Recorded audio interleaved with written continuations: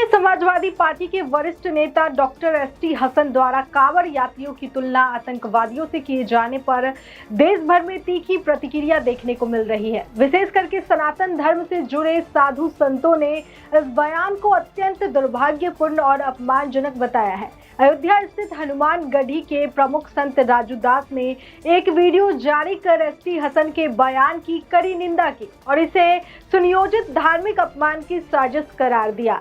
राजू दास ने स्पष्ट शब्दों में कहा कि कांवड़ यात्रा पूरी श्रद्धा, भक्ति और अनुशासन के साथ निकाली जाती है।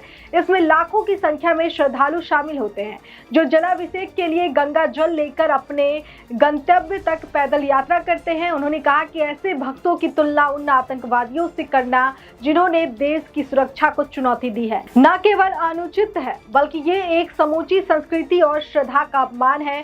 संत राजू दास ने सपा नेता की टिप्पणी को दुर्भाग्यपूर्ण बताते हुए कहा कि ऐसा लगता है जैसे समाजवादी पार्टी ने बार बार सनातन धर्म को अपमानित करने का बीड़ा उठा लिया है। उन्होंने सरकार द्वारा तय की गई गाइडलाइनों का समर्थन करते हुए कहा कि कांवड़ यात्रा के दौरान मार्ग में पड़ने वाली मांस और मंदिरा की दुकानों को बंद करना न केवल श्रद्धालुओं की आस्था की रक्षा करता है बल्कि ये सामाजिक सौहार्द और शांति बनाए रखने में भी सहायक है। उन्होंने ये भी आरोप लगाया कि कई स्थानों पर खाद्य सामग्री में जानबूझकर अशुद्धता फैलाने की घटनाएं सामने आई है, जैसे थूकना या अशुद्ध हाथों से खाद्य तैयार करना। ऐसे में प्रशासन द्वारा दुकानों पर नाम और धर्म का उल्लेख करने की बात हिंदू सेवा सुरक्षा संघ जैसी संस्थाओं की ओर से उठाई गई मांग का समर्थन किया गया है। इसका उद्देश्य यात्रियों की सुरक्षा और उनकी धार्मिक भावनाओं की रक्षा करना है।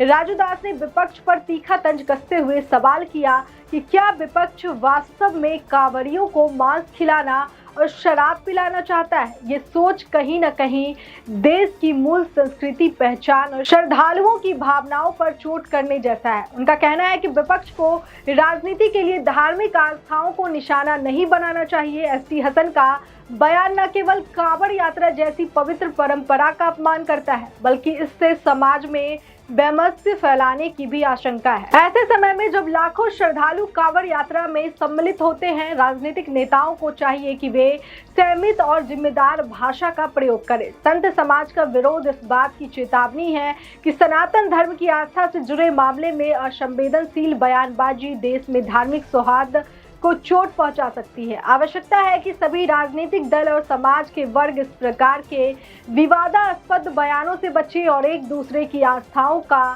सम्मान करें। तो इस खबर पर आपकी क्या राय है? कमेंट करके हमें जरूर बताएं। बाकी देश और दुनिया की तमाम खबरों के लिए देखते रहिए लोकहित क्रांति न्यूज। नमस्कार।